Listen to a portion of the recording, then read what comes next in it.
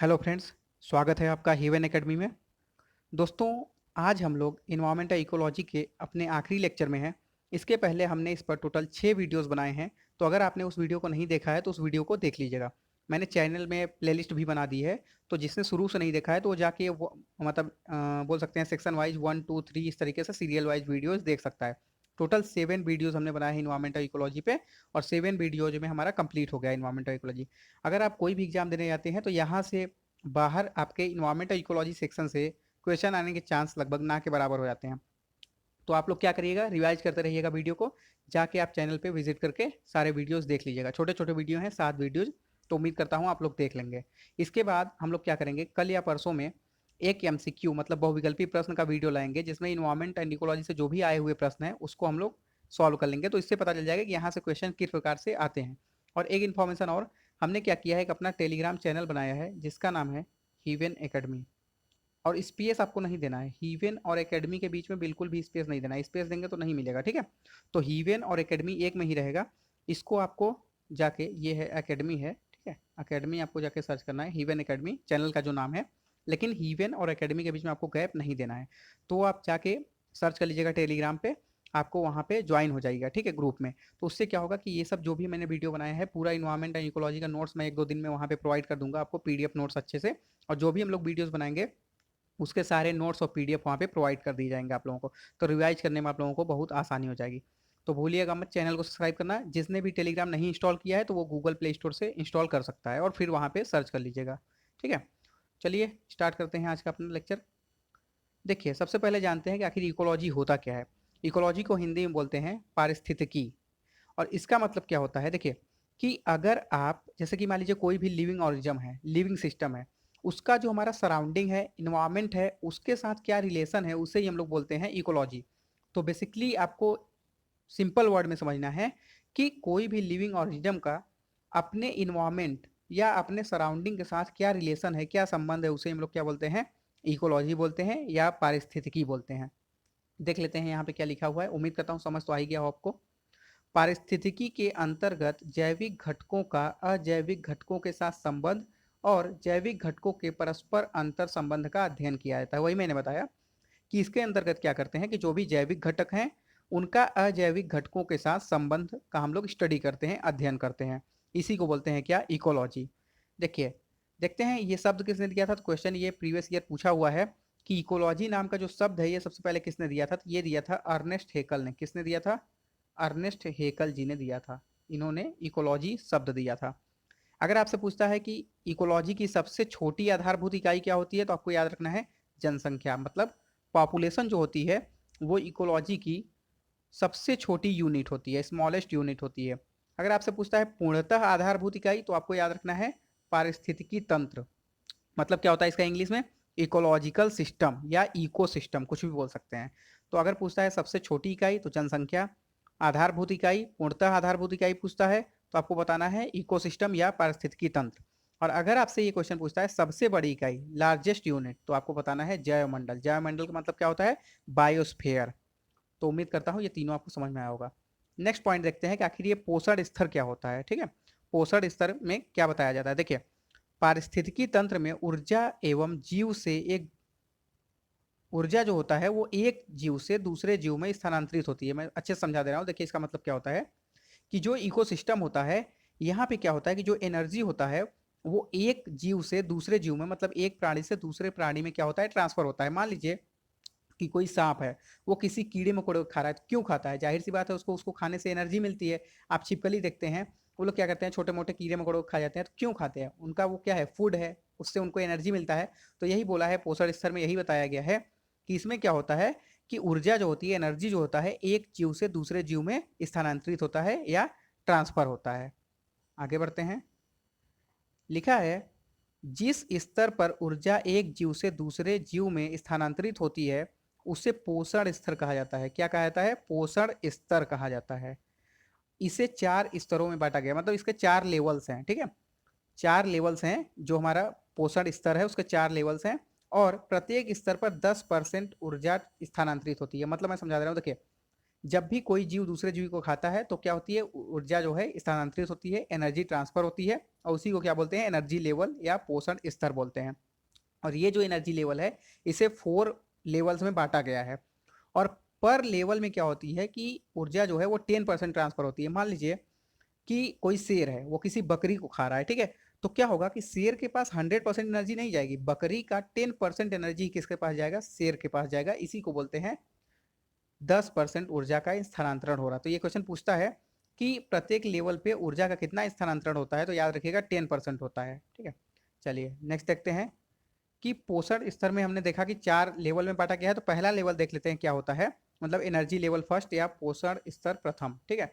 इसमें क्या होता है, इस चरण में उत्पादकताओं को रखा जाता है। मतलब क्या है कि जो प्रोड्यूस करते हैं, इस लेवल में उसको रखा जाता है जो एनर्जी को प्रोड्यूस करते हैं। जैसे देखिए हरे पौधे जो हैं वो क्या करते हैं, खुद खाना बनाते हैं, अपना भोजन बनाते हैं, तो क्या करते हैं, एनर्जी को प्रोड्यूस करते हैं, तो उन्हें किस में रखा जाता है, फर्स्ट एनर्जी लेवल में रखा जाता है। ये आपको याद रखना है। यहाँ से क्वेश्चन डायरेक्ट पूछ सकता है कि एग्जाम्पल दे देगा, इनमें से ये किस एनर्जी लेवल में आते हैं। तो आपको याद रखना है जो हरे पौधे होते हैं, ग्रीन प्लांट्स होते हैं, वो किस में आते हैं, एनर्जी लेवल फर्स्ट या पोषण स्तर प्रथम में आते हैं। और ये भी याद रखेगा इनके पास मैक्सिमम एनर्जी होती है। जाहिर सी बात है ये पहले स्टेज पे हैं, जो भी दूसरे स्टेज पे होगा इनको खाएगा, उसके पास इनका 10% ही तो एनर्जी ट्रांसफर होगा। तो अगर इनके पास 100 यूनिट है एनर्जी, तो उनके पास 10 यूनिट ही जाएगा, 90 यूनिट तो बचा रहेगा इनके पास, ठीक है। तो इसीलिए क्या होता है, इनके पास मैक्सिमम एनर्जी होती है। तो ये भी आपको याद रखना है किसके पास, जो एनर्जी लेवल फर्स्ट होता है, पोषण स्तर प्रथम होता है। आगे बढ़ते हैं, पोषण स्तर द्वितीय को देखते हैं, मतलब एनर्जी लेवल सेकेंड, ठीक है। इसमें सभी शाकाहारी जीवों को, ये मस्ट आपको याद रखना है, शाकाहारी जीवों को। अगर आपसे पूछता है कि जो शाकाहारी जीव होते हैं उनको किस में रखा जाता है, तो उनको एनर्जी लेवल सेकंड में रखा जाता है, पोषण स्तर द्वितीय में रखा जाता है। यह जीव भोजन के लिए पौधों पर निर्भर रहते हैं। तो जो भी शाकाहारी होते हैं वो क्या होते हैं, अपने भोजन के लिए किस पर निर्भर होते हैं, प्लांट्स पर निर्भर होते हैं, पौधों पर निर्भर होते हैं। देख लेते हैं पोषण स्तर तृतीय में क्या होता है, थर्ड एनर्जी लेवल में क्या है, इस स्तर में सभी मांसाहारी, तो ये आपको की पॉइंट है। सेकंड में क्या था, शाकाहारी जीव, फर्स्ट में क्या था, प्लांट्स थे, और थर्ड में क्या है, मांसाहारी जीव, जो भी कॉर्निवोरस हैं, मांसाहारी हैं, उनको किस में रखते हैं, थर्ड स्टेज में रखते हैं। फोर्थ जो है पोषण स्तर चतुर्थ है, इसमें क्या होता है, यह जीव पौधे व जंतु दोनों पर निर्भर होते हैं। मतलब अभी तक हमने क्या देखा कि कुछ थे जो पौधों पर निर्भर थे, कुछ थे जो खुद बनाते थे, और कुछ थे जो केवल मांसाहारी पे डिपेंड थे। लेकिन अब क्या है, जो चौथे हैं ये दोनों पे डिपेंड होते हैं, ये सर्वाहारी होते हैं, मतलब ये पेड़ पौधे को भी खाएंगे और मांसाहारी जीवों को भी खाएंगे। चलिए देखते हैं, ये है खाद्य श्रृंखला, इसको बोलते हैं फूड चेन। क्या बोलते हैं, फूड चेन, खाद्य श्रृंखला। ऊर्जा का एक रूप से दूसरे रूप में क्रमशः स्थानांतरित होना ही क्या कहलाता है, खाद्य श्रृंखला कहलाता है। मतलब एनर्जी का एक लेवल से दूसरे लेवल में ट्रांसफर होना ही क्या कहलाता है, फूड लेवल कहलाता है या एनर्जी लेवल कहलाता है, ठीक है, खाद्य श्रृंखला कहलाता है। अब देखिए ये दो प्रकार की होती है, कौन कौन सी, एक होता है ग्रेजिंग खाद्य श्रृंखला, एक या फिर उसे बोलते हैं चारण खाद्य श्रृंखला।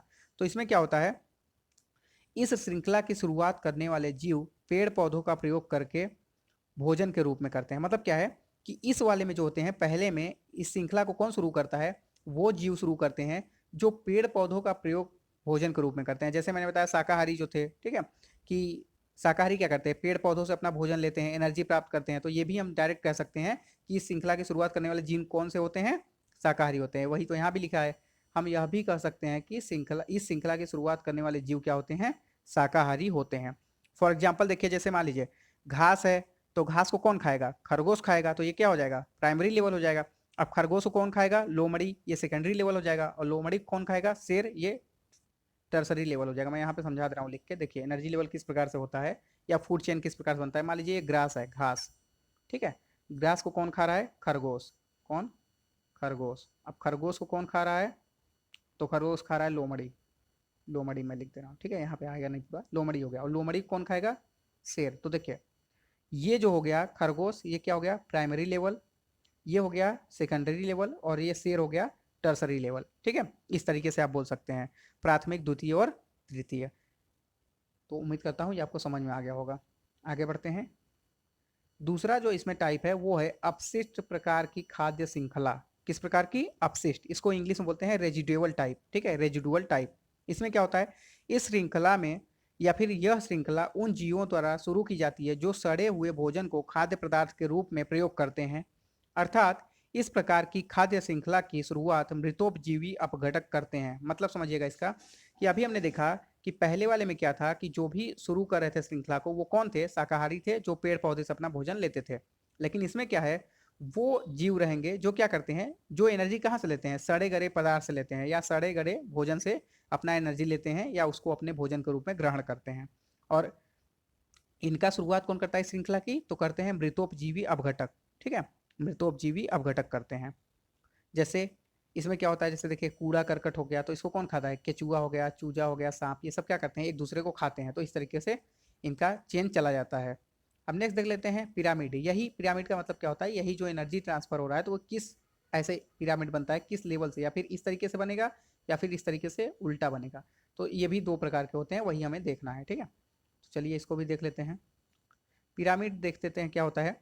यह चित्र के माध्यम से एक जीवों से दूसरे जीवों में ऊर्जा का स्थानांतरण को प्रदर्शन करने की विधि है। मतलब क्या है कि इसमें अभी तक हमने जो देखा कि मान लीजिए खरगोश को कौन खा रहा था, लोमड़ी खा रहा था, लोमड़ी को शेर खा रहा था। या गेहूं चावल खाते हैं टिड्डा, टिड्डा को खाती है छिपकली, छिपकली को खाती है सांप, सांप को खाते हैं मोर। तो इस तरीके से हो गया। तो इसी तरीके से इन्हीं को अगर हम एक डायग्राम के थ्रू, अगर एक डायग्राम के थ्रू समझा दें, फ्लो चार्ट के थ्रू समझा दें, तो उसी क्या बोलते हैं हम लोग, पिरामिड बोलते हैं। ठीक है, डायरेक्ट ना लिखते उनको फिगर के फॉर्म में समझाना क्या कहलाता है, पिरामिड कहलाता है। उम्मीद करता हूँ ये आपको समझ में आ रहा होगा। देखिए इसके बाद क्या है, इसमें क्या होता है कि प्राथमिक घटक को हमेशा आधार पर रखा जाता है। मतलब जो भी पेड़ पौधे थे जैसे प्राथमिक घटक थे तो उनको क्या किया जाएगा, यहाँ बेस पे रखा जाएगा, बिल्कुल यहाँ पे। फिर ऊपर जो उनको खाएगा, जैसे खरगोश हो गया, फिर यहाँ पे लोमड़ी आ जाएगा, फिर यहाँ पे शेर आ जाएगा, इस तरीके से।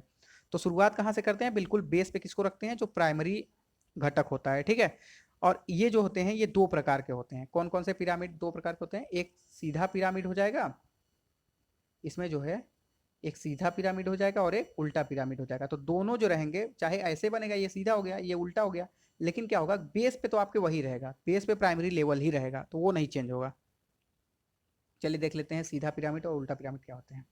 देखिए सीधा पिरामिड में क्या करेंगे कि ये इस तरीके से बनाएंगे जो मैंने बताया, इस तरीके से, और उल्टा पिरामिड में ये इस तरीके से बन जाएगा। तो ये होता है सीधा और उल्टा। ठीक है, अब आगे बढ़ जाएंगे। ऊर्जा के पिरामिड हमेशा सीधे पिरामिड होते हैं। मतलब जहां भी एनर्जी का पिरामिड आपको दिखाया जाएगा वो हमेशा क्या होंगे, सीधे बनेंगे। मतलब ये वाला लेवल इस तरीके से बनेगा जो एनर्जी वाला रहेगा। अब देख लेते हैं उत्पादकता क्या होता है, मतलब प्रोडक्टिविटी क्या होता है, इंग्लिश में बोलते हैं प्रोडक्टिविटी। हरे पेड़ पौधे द्वारा संग्रहित की गई ऊर्जा को उत्पादकता कहा जाता है। मतलब जो भी ग्रीन प्लांट्स हैं वो जो भी एनर्जी को एक्युमुलेट करते हैं, मतलब एनर्जी को संग्रहित करते हैं, बनाते हैं, उसी को क्या बोलते हैं, प्रोडक्टिविटी बोलते हैं या उत्पादकता बोला जाता है। फिर से समझिएगा, मतलब जो भी ग्रीन प्लांट्स हैं वो अपना भोजन बनाएंगे तो उसके थ्रू वो जो एनर्जी को गेन किए रहेंगे, एक्युमुलेट किए रहेंगे, संग्रहित किए रहेंगे, उसे क्या बोला जाएगा, उत्पादकता बोला जाएगा या प्रोडक्टिविटी बोला जाएगा। नेक्स्ट है, देखिए ये सब जो उत्पादकता है, प्रोडक्टिविटी है, वो किस किस चीज़ पे डिपेंड करती है, तो आप खुद ही समझ जाएंगे पढ़ते ही। उत्पादकता हमेशा वर्षा और यहाँ की जलवायु पर निर्भर करती है। जाहिर सी बात है, पेड़ के लिए सबसे जरूरी क्या है, वो कैसे अपना भोजन बनाएंगे, जब उनको लगातार वर्षा मतलब रेन मिलता रहेगा, और वहाँ का मानसून कैसा है या जलवायु कैसा है, इस पर भी बहुत, क्लाइमेट जो बोलते हैं इंग्लिश में, उस पर भी बहुत ज़्यादा डिपेंड करता है इनकी प्रोडक्टिविटी। उत्पादकता जैव विविधता के समानुपाती होता है। अगर जिसने हमारा जैव विविधता वाला चैप्टर देखा होगा, तीसरे या चौथे लेक्चर में मैंने बताया था, उसको अच्छे से समझ में आएगा कि जैव विविधता जहाँ पे ज़्यादा रहेगी वहाँ पे उत्पादकता भी ज़्यादा रहेगी। बिल्कुल समानुपाती होता है, मतलब डायरेक्टली प्रोपोर्शनल होता है। जो प्रोडक्टिविटी होता है और जैव विविधता जो होता है वो क्या होता है, डायरेक्टली प्रोपोर्शनल होता है। देखिए निम्न अक्षांश से उच्च अक्षांश की तरफ जाने पर जैव विविधता कम हो जाती है। जैसे देखिए होता क्या है कि जितना आप ऊपर जाएंगे, अक्षांश का मतलब देखिए अगर अर्थ है तो ये बिल्कुल मिड में क्या बात बोलते हैं, इसको इक्वेटर बोलते हैं। तो जैसे ही यहाँ से आप ऊपर जाएंगे ना, तो क्या होगा, उत्पादकता में कमी आ जाएगी। क्यों, क्योंकि यहाँ पे सूर्य की किरणें ज़्यादातर सीधी पड़ती हैं बिल्कुल, तो यहाँ पे ज़्यादा वेपर भी बनेंगे, मतलब पानी वाष्प में कन्वर्ट होगा और फिर वो बादल का निर्माण करके बारिश करा देंगे। लेकिन जितना ऊपर जाएंगे सूर्य की किरणें सीधी पड़ती नहीं है, तो उतना वाष्प भी नहीं बन पाएगा और बारिश भी नहीं होगी। जब बारिश नहीं होगी तो वहाँ जैव विविधता भी कम रहेगा, और जाहिर सी बात है वहाँ पे उत्पादकता भी कम हो गई। उम्मीद कर रहा हूँ ये आपको समझ में आ गया होगा। नेक्स्ट लिखा है, हिमालय पर पश्चिम से पूर्व जाने पर जैव विविधता, ये रहेगा जैव विविधता, ठीक है, जय नहीं रहेगा, जैव विविधता बढ़ती है। मतलब अगर आप हिमालय पर्वत पे जाते हैं या हिमालय पे जाते हैं तो अगर आप वेस्ट टू ईस्ट जाएंगे, मतलब इस डायरेक्शन में जाएंगे, तो जैव विविधता बढ़ेगी। ठीक है, जैसे ये भारत का नक्शा है मान लीजिए, तो भारत के नक्शे में इधर आप जाएंगे नेपाल के साइड में, सिक्किम नेपाल के साइड में जाएंगे, तो क्या होगा, जैव विविधता बढ़ेगी। और अगर आप इधर जाएंगे अफगानिस्तान पाकिस्तान की तरफ, थोड़ा सा जम्मू कश्मीर के साइड में, तो क्या होगा, जैव विविधता घट जाएगी। उम्मीद कर रहा हूँ ये भी समझ में आ गया होगा। आगे बढ़ते हैं, अब इंपॉर्टेंट टॉपिक एक देख लेते हैं, ओजोन परत क्या होता है। ठीक है, ओजोन परत काफी इंपॉर्टेंट है, ओजोन लेयर बोलते हैं इंग्लिश में। ओजोन परत 18 से 22 किलोमीटर की ऊंचाई पर, ये बहुत इंपॉर्टेंट टर्म है, ये क्वेश्चन पूछा जाता है कि ओजोन परत जो है वो कितने ऊंचाई तक पाया जाता है, तो 18 से 22 किलोमीटर की ऊंचाई पर पाई जाती है। कितने किलोमीटर, 18 से 22 किलोमीटर की ऊंचाई पर पाई जाती है। इनका निर्माण कौन करता है, तो इनका निर्माण ऑक्सीजन ही करती हैं, और ये वापस ऑक्सीजन में ही बदल जाती हैं, ये भी याद रखिएगा।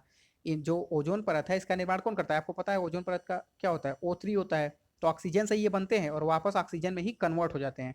और ये जो प्रोसेस है इसको क्या बोलते हैं, चैंपमैन चक्र कहा जाता है, मतलब चैंपमैन साइकिल। तो ये क्वेश्चन पूछा जाता है कि चैंपमैन चक्र किससे रिलेटेड होता है, चैंपमैन साइकिल किससे रिलेटेड होता है, तो आपको बताना है ओजोन लेयर या ओजोन परत से रिलेटेड होता है। ठीक है, चलिए आगे बढ़ते हैं।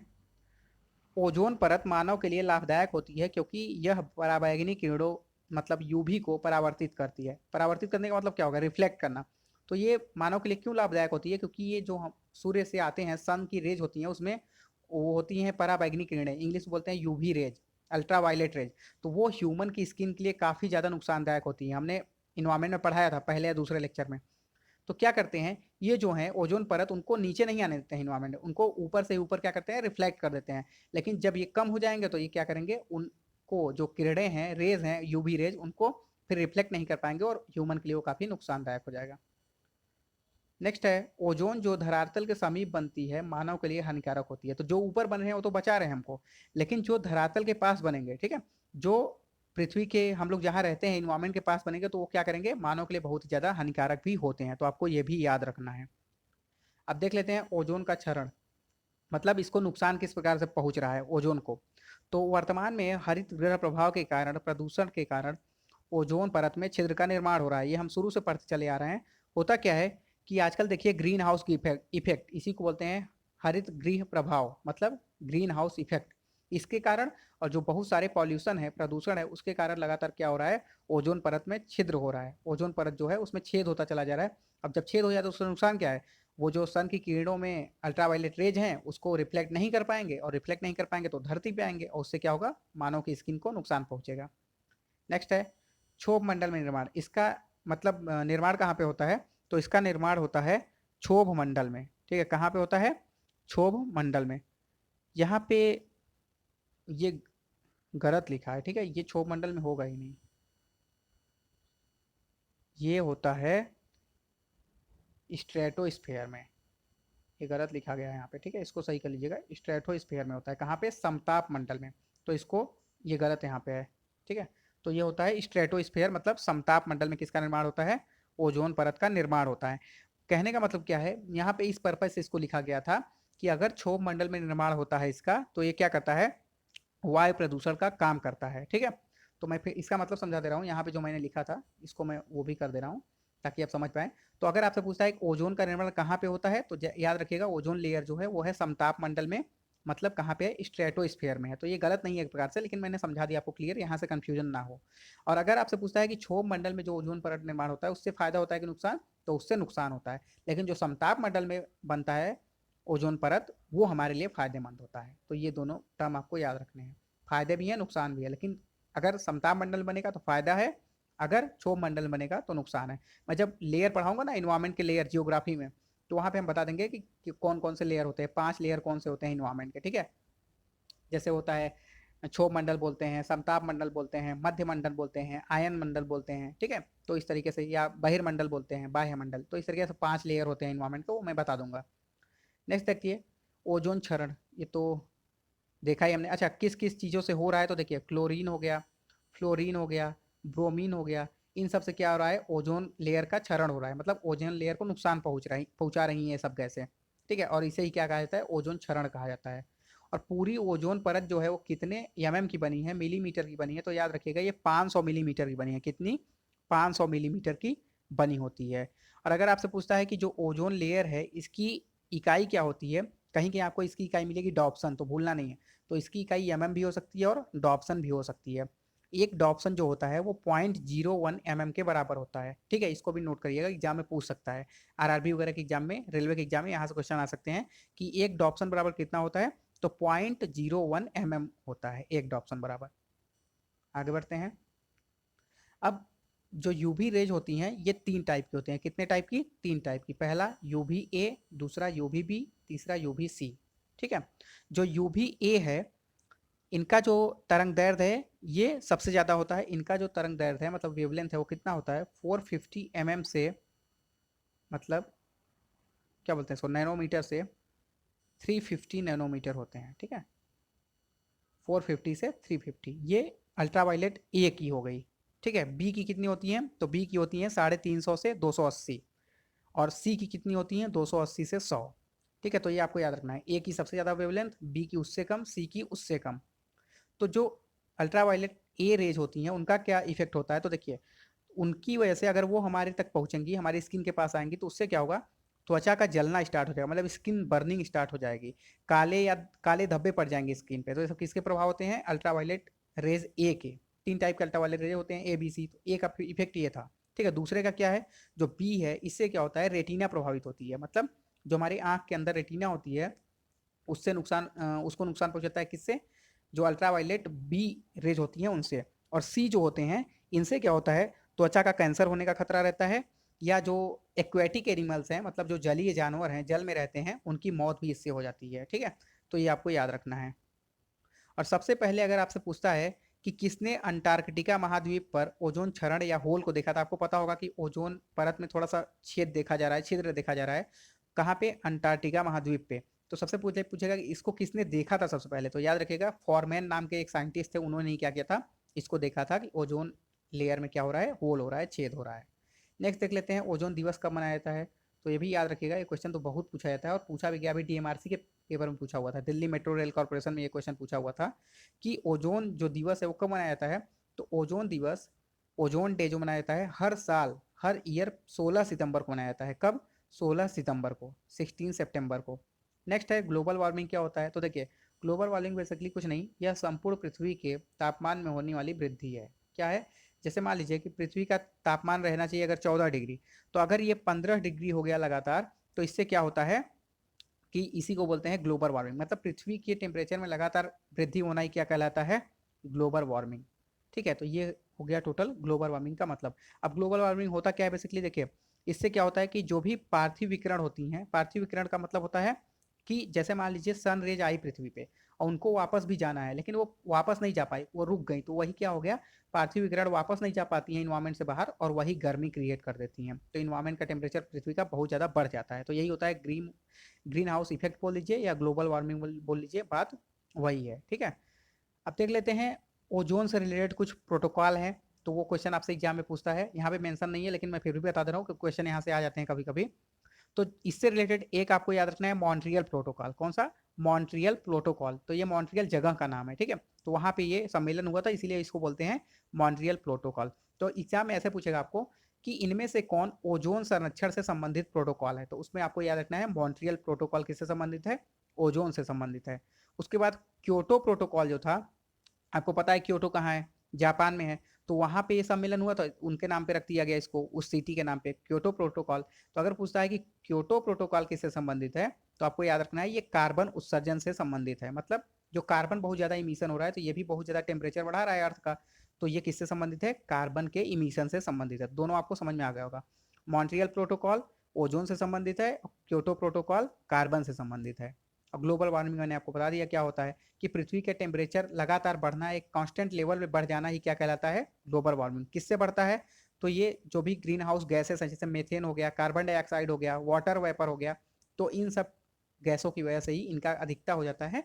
तो ये लगातार हमारे इन्वायरमेंट का टेम्परेचर बढ़ता जाता है, इसे हम लोग क्या बोलते हैं, ग्लोबल वार्मिंग या ग्रीन हाउस गैस इफेक्ट। आगे बढ़ते हैं, ये तो मैंने बता दिया। पार्थिव विकिरण क्या होता है कि सन से कोई रेज आई और वो जब वापस आने जाने लगी पृथ्वी से टकरा के, तो उसको क्या बोलते हैं, पार्थिव विकिरण बोलते हैं।